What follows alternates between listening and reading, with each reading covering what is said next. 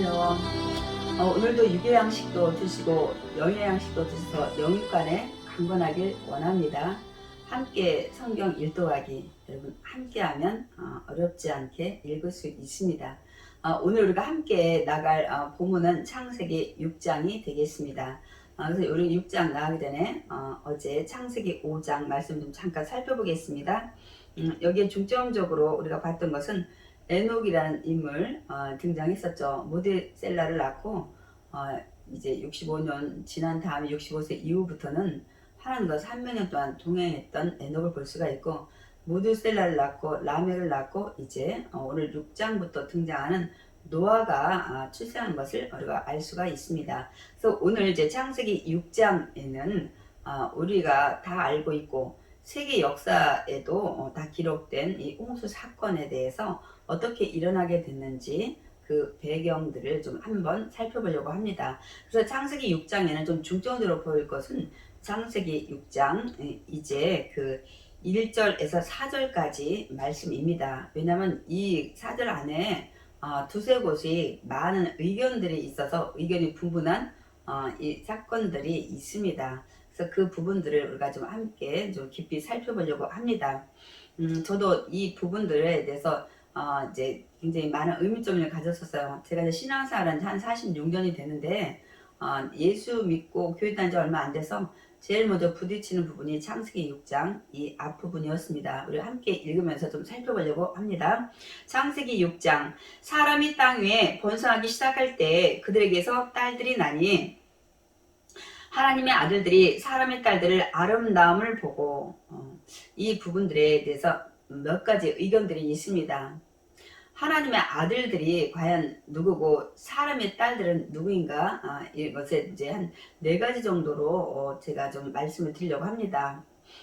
이 하나님의 아들들은 이제 이 신들이라고 주장하는 분들이 있습니다. 이것은 이제 그 로마나 그리스 신화의 그 다신론적 개념에서 영지주의에서 이걸 믿는 분들이 이렇게 주장을 하고요. 두 번째로는 이제 이 하나님의 아들들은 왕족이나 귀족계층의 사람들일 거라고 주장을 합니다. 이것이 유대인 랍비들이 그렇게 주장을 하고 있다고 합니다. 근데 당시 또 그때 당시에 이 사람들이 이렇게 많지 않을 때 이런 신분의 차이가 있었나 이런 점에 또 이제 반문을 하시는 분들이 있고요. 세 번째로는 타락한 천사들이라고 또 주장하는 분들이 많이 계십니다. 우리나라에도 또 유명한 목사님들 또 교단들에서도 이렇게 주장을 합니다. 그래서 이 타락한 천사들을 주장하시는 분들은 히브리서의 이제 그 말씀의 11장 말씀이나 욥기서 보면은 이 사단이 올랐을 때 하나님 앞에 하나님의 아들도 섰고 이런 부분들 또 베드로 이 전서 이런 말씀들을 통해서 또 민수기 13장 이제 네피림과 또 연결을 집니다. 또한 이 아브라함의 조카 롯 이 소돔성의 천사들이 이곳에 나타났을 때 사람들이 관계하리라 했던 이런 단어들 가지고 이제 주장을 많이 하십니다. 그러면 이제 그분들 주장으로 말하면은 타락한 그 천사들과 사람이 결합해서 자녀를 낳게 되죠. 그분들이 주장하는 것은 이제 이 자녀가 네피림이다. 이제 네피림은 이제 좀 이따 우리가 읽으면서 나갈 거지만 이제 그 거장들, 이제 장보들을 말씀하고 있습니다. 그래서 이제는 그렇게 보는 이제 견해가 있고요. 또 네 번째는 경건한 셋의 후손이다. 우리 그 아벨 대신 하나님의 셋을 주셨죠.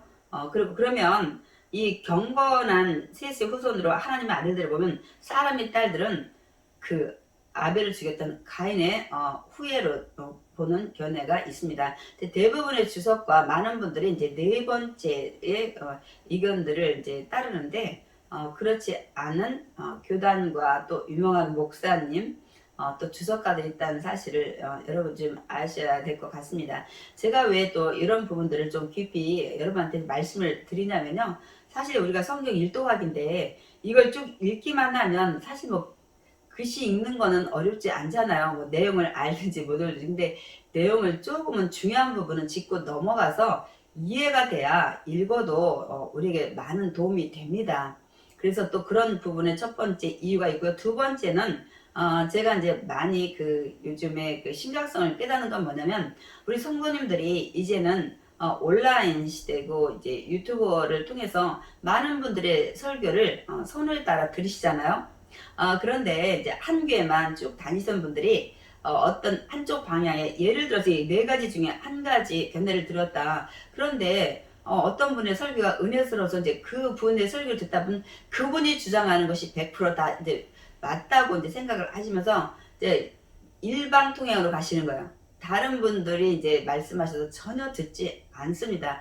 그래서 제가 이 네 가지 정도 이 의견들을 어떠한 게 주장을 한다, 이 말씀을 드리는 거고요. 성경에는 정확히 이것을 하나로 말씀을 하지 않았기 때문에 지금도 연구하고 있고, 성경 전후 이 맥을 보면서 이거를 좀 이해를 하고 우리가 공부를 하고 있다는 사실을 여러분이 아셔야 됩니다.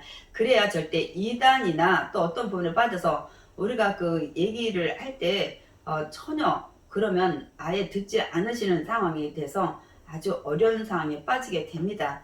그래서 이 성경은 어떤 교단은 이렇게도 보고 또 저 목사님은 이렇게도 보고, 이런 것들을 여러분 좀 미리 알고 계셔야 다음에 어떤 부분에 대해서 왜골수로 빠져서 정말 그게 잘못됐을 때, 그게 옳았을 땐 상관이 없는데 그렇지 않을 경우에 우리가 다시 한번 좀 생각해보고 나가야 되는 것이기 때문에 제가 조금 시간이 걸려도 말씀을 드리는 겁니다. 그래서 우리는 사실 이 피조물이기 때문에 당시에 당사자들은 아마 알고 있었을 거예요. 100% 구전으로 오고 나중에 이제 이 기록이 되고 하다 보니까 내용들을 당시에 살지 않았기 때문에 정확히 알지 못한 부분들이 많이 있습니다. 그래서 우리가 기도를 많이 해야 되는 이유는 성령님이 모든 걸 조명해 주시기 때문에 우리가 정말 기도를 많이 해야 됩니다.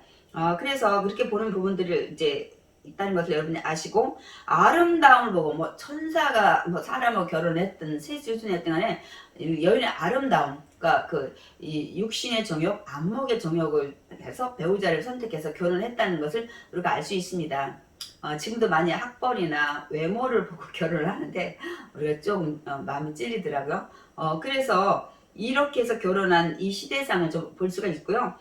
또 한절 보면 야훼께서 이르시되 나의 영이 영원히 사람과 함께하지 아니하리니. 그래서 하나님께서는 이제는 사람들과 가까이 하지 않겠다고 말씀을 하시면서 그 이유를 더 구체적으로 말씀하십니다. 이는 그들이 육신이 됨이라.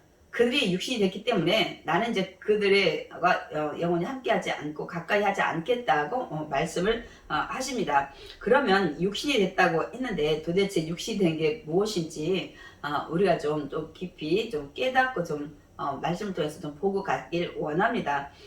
제가 그래서 육신이 된 것이 육신의 사람, 이것이 도대체 무엇인가 로마서 8장을 통해서 좀 잠깐 좀 읽어보겠습니다. 로마서 8장은 굉장히 복음의 진수입니다. 이 생명을 주는 성령의 법을 통해서 우리가 그 마귀의 그 죄의 중에서 이제 자유함을 얻게 되고, 우리가 연약해서 육신을 그 율법을 잘 지키지 못하지만 이 성령의 법이 내 안에 들어오면 율법이 요구하는 율법의 말씀대로 이제 우리가 살아갈 수 있는 능력이 생긴다는 그 말씀을 하고 있습니다. 그래서 저는 로마서 8장 5절부터 좀 보겠습니다. 육신을 따르는 자는 육신의 일을, 영을 따르는 자는 영의 일을 생각하나니 하고 말씀하겠습니다. 육신을 따르는 자는 육신의 일을 하게 되고, 영을 따르는 자는 영의 일을 생각한다고 말씀하고 있습니다.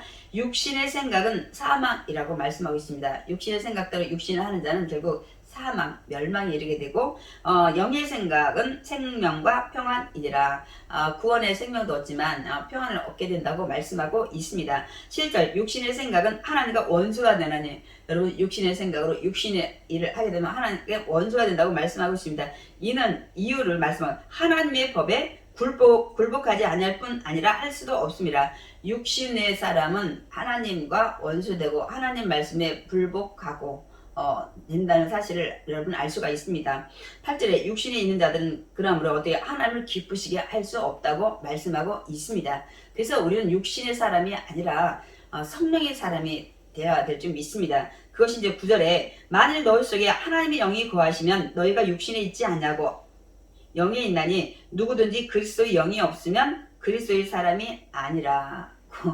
결론을 말씀하고 있습니다. 그리스도의 영, 하나님의 영, 성령 다 같은 말씀이죠. 그래서 우리가 성령으로 충만한 사람이 될 때 육신의 생각, 육신의 일을 우리는 이겨낼 수 있고 영의 생각, 영의 일을 하게 됩니다.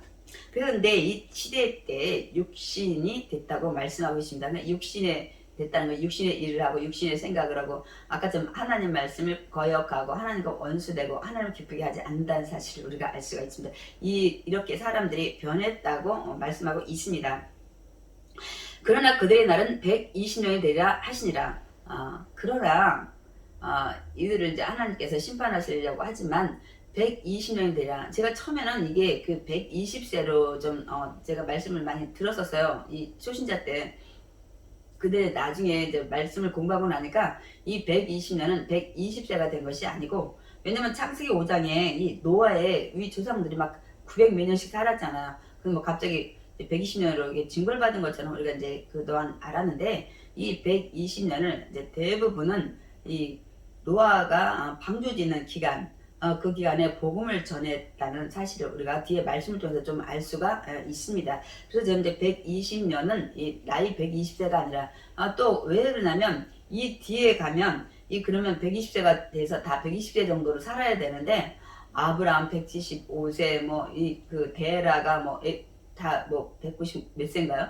이렇게 그 120년이 아니라 더 많은 이 나이들을 살고 있고, 그 후에도 노아의 그 후손들이 막 400 몇 세들 계속 사는 걸 볼 수가 있습니다. 그래서 우리는 좀 그 말씀을 그래도 한번 좀 성경을 좀 보고 넘어가겠습니다. 베드로전서 3장 20절. 그들은 전에 노아의 날 방주를 준비할 동안 하나님의 오래 참고 기다리실 때 복종하지 아니하던 자들이라. 노아의 날 방주를 준비할 동안 오래 참는 기간이란 이게 120년을 얘기할 수 있습니다. 그러니까 노아가 계속 그 복음을 전하는 것을 우리가 알 수가 있습니다. 왜냐하면 우리 또 마태복음 24장 39절에도 보겠습니다. 38절부터 읽겠습니다. 홍수 전에 노아가 방주에 들어가던 날까지 사람들이 먹고 마시고 장가들고 시집가고 있으면서 금방 배를 졌다면 이렇게 기록하지 않겠죠. 방주에 들어온 날까지 계속 전도를 한 거 알 수 있습니다. 그리고 120년을 우리가 또 그렇게 보는 수 있는 이런 토대가 됩니다. 39절. 홍수가 나서 그들을 다 멸하기까지 깨닫지 못하였으니.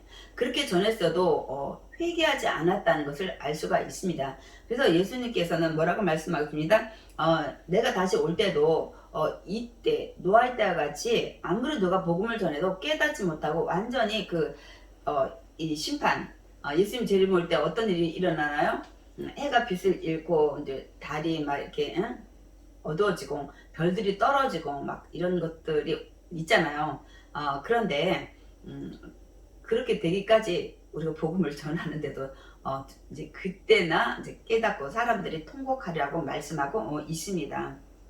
역시 그때도 이때도 그런 것 같습니다. 120년이 되리라 하시니라. 당시 땅에는 네피림이 있었고, 그래서 아까 네피림이 이 거대한 신장을 가진, 근데 아까 천사라고 주장하시는 분들이 이제 거기서 유전자가 이제 변이돼서 네피림 이런 우리가 말하면 거인이죠. 생겼다고 보고 있습니다. 그 후에 하나님의 아들들이 사람의 딸들에게로 들어와 자식을 낳았으니 그들은 용사라 고대의 명성이 있는 사람들이었더라. 그러면 이 셋의 경건한 후손으로 하나님의 아들들을 보는 사람들은 그럼 네피림은 갑자기 어디서 튀어나왔냐 이렇게 이제 우리가 물어볼 때 이제 이렇게 생각을 합니다. 여기에 보면 그 당시에 용사라 고대 명성이 있는 사람들이야. 이 네피림이 굉장히 그 장신이잖아요. 등치도 좋고 아무래도 키가 크니까 그들은 여기에 보면 이 고대 명성은 악명이 높았다. 나쁜 평판을 가지고, 그러니까 힘으로 지배하고 연약한 자들을 뺏고 이렇게 하는 시대상을 말씀하고 있습니다. 그래서 네피림을 대명사로 보는 것을 볼 수가 있습니다. 5절에 야훼께서 사람의 죄악이 세상이 가득함과 그의 마음으로 생각하는 모든 계획이 항상 악할 뿐임을 보시고, 육신이 되면 아까 모든 생각이 악하다고 우리가 보았죠. 그까지 여기 보면 마음으로 생각하는 모든 계획, 여러분 하나님이 저와 여러분의 모든 심장과 폐부까지 감찰하고 계시다는 사실을 우리는 잊지 말아야 됩니다. 그래서 우리는 하나님을 경외, 공경도 하지만 두려워하는 마음으로 우리가 지내야 됩니다. 6절 땅 위에 사람 지으셨으면 한탄하사 마음에 근심하시고 이르시되 내가 창조한 사람을 내가 지면에서 쓰어버리되 사람으로부터 가축과 기는 것과 공중의 새까지 그리하리니 이는 내가 그것들을 지었음을 한탄함이니라 하시니라. 그러나 노아는 얇게 은혜를 입었더라. 많은 사람들을 하나님께서 한탄하셨는데 노아만큼은 하나님이 기뻐하셨다는 것을 알 수가 있습니다. 여기 노아는 야훼께라는 히브리어의 그 아인이라는 이 단어는 주목하다, 바라보다. 하나님이 그러니까 뭐냐면 마음에 쏙 들었다는 거예요. 그러니까 노아만은 달랐다는 얘기를 하고 있습니다. 그러면 하나님께서 이렇게 노아를 마음에 쏙 들어 하신 이유가 이제 9절에 기록이 되어 있습니다. 이것이 노아의 조건이라 살아온 삶의 자체라고 말씀하고 있습니다. 노아는 의인이요 당대의 완전한 자라. 그러니까 말씀에 순종하고 책망이 없어요. 흠이 없는 자였다고 말씀하고 있습니다. 그래서 하나님의 은혜를 입었다고 말씀하고 있는 것입니다. 또한 그는 하나님과 동행하였으며 우리 동행하는 나나 어제도 우리 창세기 5장에서 봤죠. 에녹이 하나님과 300년을 동행해서 하나님 기쁘시게 해서 하나님이 죽음을 맛보지 않고 데려갔다고 말씀하고 있습니다. 이 할레크라는 단어는 그냥 이렇게 한 장소 공간에서 함께 뭐 밥 먹고 막 지내고 이런 뜻이 아니라 함께 거하되 동행하되 가되 뜻을 같이 하고 기쁘게 하고 그 말씀에 순종하는 의지가 담겨 있다고 제가 말씀을 드렸습니다. 그러니까 동행한다는 하나님 말씀에 순종하면서 어떻게 하든 그 말씀을 듣고 기쁘게 하려고 애쓰고 노력하는 의지가 담겨 있는 뜻입니다. 그러니까 에녹도 그렇게 살았지만 노아도 하나님과 동행했다고 말씀하고 있습니다. 하나님이 살아계시고 하나님이 찾는 자에게 상 주시는 이유를 확실히 100% 믿었던 것을 우리가 볼 수가 있습니다. 그래서 하나님은 노아를 은혜를 준 것을 우리는 알 수가 있습니다. 세 아들을 낳았으니 셈과 함과 야벳이라. 그때 온 땅이 하나님 앞에 부패하여 포악함이 땅이 가득한지라. 하나님이 보신즉 땅이 부패하였으니 이는 땅에서 모든 혈육 있는 자의 행위가 부패함이었더라. 하나님이 노아에게 이르시되 이제 말씀을 노아한테 하시는 걸 볼 수가 있습니다. 모든 혈육 있는 자의 포악함이 땅에 가득함으로 그 끝날이 내 앞에 이르렀으니 내가 그들을 땅과 함께 멸하리라. 물로 심판하시는 세상 사람들을 심판하겠다는 말씀을 노아에게 하시는 걸 볼 수가 있습니다. 그러나 너는 이제 고페르 나무로 잣나무로 너를 위하여 방주를 만들 때 그 안에 칸들을 막고 역청을 그 안팎에 칠하라. 내가 만들 방주는 이러하니 그 길은 300규빗, 너비는 50규빗, 높이는 30규빗이라. 거기에 창을 내되 위에서부터 한 규빗에 내고 그 문은 옆으로 내고 상중하 3층으로 할지니라. 여러분, 하나님은 훌륭한 건축가이십니다. 이제 홍수로 온 세상을 덮어서 창이할 텐데 어떤 배를 지어야 배가 뒤집히지 않고 하는 걸 다 아시고 구체적으로 이 건축가로서의 그 모든 세부적 사항을 지시하는 걸 볼 수 있습니다. 많은 그 배에 연구하시는 분들이 너무 놀란다고 그래요.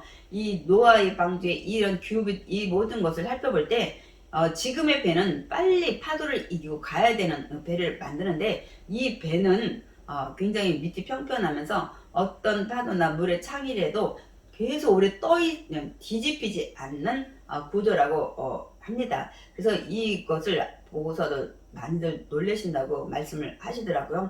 하나님은 이제 레이기를 제가 보면서 이제 설명할게요. 정말 훌륭한 건축가요. 성막이고 모든 것들을 만드시는 정말 멋쟁이 건축가이심을 제가 또 레이기에서 소개를 할 것입니다. 17절 내가 홍수를 땅에 일으켜 무릇 생명의 기운이 있는 모든 육체를 천하에서 멸절하시니 땅에 있는 것들이 다 죽으리라. 이렇게 말씀하고 있습니다. 그러나 노아는 내가 내 언약을 세우리니 너는 내 아들들과 내 아내와 내 며느리들과 함께 방주로 들어가고 아마 너는 이제 구원 방주에 올라타서 구원할 거라. 그러니까 넌 방주를 짓고 이제 그리고 어떻게 하라는 건 말씀을 하신 것 같습니다. 19절 혈육이 있는 모든 생물을 너는 각기 암수 한 쌍씩 방주를 이끌어들여 너와 함께 생명을 보존하게 하되 새가 그 종류대로 가축이 그 종류대로 땅에 기는 모든 것이 그 종류대로 각기 둘씩 내게로 나오려니 그 생명을 보존하게 하라. 너는 먹을 모든 양식을 내게로 가져다가 저축하라. 이것이 너와 그들의 먹을 것이 되리라. 아멘. 이 모든 것들을 그 하나님께서 이 생물들을 암수 쌍으로 다 드리는 것을 볼 수가 있습니다. 그런데 하나님은 때를 기다리신 거예요. 120년. 그래서 저는 이제 그 베드로 후서 3장 9절 주의 약속은 어떤 일이 더디다고 생각하는 것 같이 더딘 것이 아니라 오직 주께서는 너희를 대하여 오래 참으사 아무도 멸망하지 않냐고 다 회개하게 이르기를 원하시느니라. 주님이 매일 오신다고 하는데 더디 오신 이유는 한 명도 멸망하지 않고, 그래서 120년에 그때도 기간을 주셨습니다. 지금이 우리 120년의 그 회개의 기간을 주시는 은혜의 때가 아닌가 우리가 깊이 생각을 해야 됩니다. 그래서 베드로후서 3장 15절에 우리 주의 오래 참으심이 구원이 될 줄로 여기라. 이 기간에 우리가 전도를 해야 돼요. 가족이나 형제나 또 우리 자신 먼저 믿음의 견고히 서야 되겠죠. 하나님께 은혜를 입을 만한 믿음, 동행하는 믿음. 그래서 이 120년이라는 기간은 그 뭐 용서나 그 죄를 그 사면하는 것이 아니라 하나님의 오래 참으시는 기간입니다. 그러나 반드시 한계가 있어요. 하나님이 기다리시지만은 오래 참으심이 그 시한 마지막 기간이 때가 있다는 사실입니다. 그때가 언제죠? 예수님이 재림하신 날이에요. 여기에도 120년 동안 계속 복음을 노아를 통해서 전했지만 이제 홍수로 피를 땅 아래서 위에서 공중에서 내리는 그때까지가 120년 기간이었죠. 지금도 사실 120년 우리 좀 은혜의 기간인데 그 홍수가 난 때처럼 마지막 이제 해가 빛을 잃고 이제 막 어두워지고 막 이럴 때에 그러니까 오지 않을까 생각을 합니다. 근데 마지막 창세기 6장 22절 아주 중요한 말씀입니다. 마지막 때입니다. 노아가 그와 같이 하여 하나님이 자기에게 명하신 대로 다 준행하였더라. 뭐 당연하지, 하나님 말씀하셨는데 다 준행하겠지, 당연한 거 아닌가 이렇게 생각하는데, 여러분 노아가 이 다 준행한 이 배를 만들고 120년 동안 손가락질 받으면서 전도했던 건 이거 보통 일이 아닙니다. 아니 홍수를 한 번도 본 적이 없고 배를 만들어 본 적도 없고 사람들은 미쳤다고 손가락질하고 정말 그런 일이 있을까? 우리 8명 식구만 살고 나머지 다 물러 다 심판해서 다 죽는 건가? 여러분 하나도 눈에 본 적도 없고 정말 경험한 적도 없는 이런 것들에 그래도 하나님을 믿고 하나님을 찾는 자를 상 주시고 살아계심을 알고 동행했던 노아의 믿음이었기에 순종할 수 있었습니다. 우리가 지금 또 그런 상황이죠. 어떤 건가요? 본 적이 없어요. 부활을, 예수님의 재림을, 어떤 막 해와 달 별이 떨어지고 막 이 천지 우주 만무가 이런 것들의 변화, 이런 심판. 그러나 하나님은 살아 계십니다. 한번 하신 말씀은 천지가 없어져도 그 말씀은 변하지 않고 지키십니다. 그래서 우리도 노아 같은 믿음을 가져야 될 것 같습니다. 본 적도 없어요. 경험한 적도 없어요. 정말 실상 그런 일이 있을까 반신반의하는 우리 지금 믿음에 있지는 않은지 다시 한번 노아 같은 믿음을 가져야 될 것 같습니다.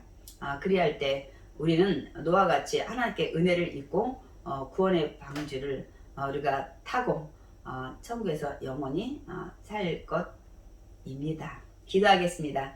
사랑이 많으신 하나님 감사합니다. 오늘 창세기 6장을 통해서 또 귀한 말씀을 교훈을 주시니 감사합니다.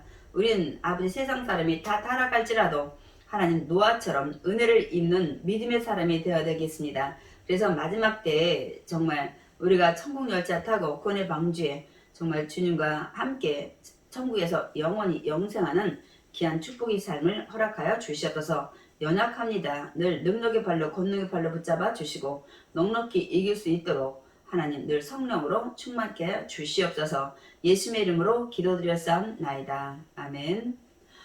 여러분 우리 하나님은 살아 계십니다. 오늘도 우리 모든 생각과 마음을 감찰하고 계십니다. 그래서 노아처럼 은혜를 입는 저와 여러분 되셔서 이 땅에서 주님 오시는 날까지도 우리가 승리해 우리 해야 되겠고 주님 오시는 날 정말 흠없는 우리가 신부로서 예수님의 신랑을 맞이해서 우리가 아픔도 슬픔도 이별도 곡하고 죽음도 없는, 그래서 영원히 우리가 함께 정말 살아야 될 줄 믿습니다. 오늘도 주님과 함께 여러분 화이팅!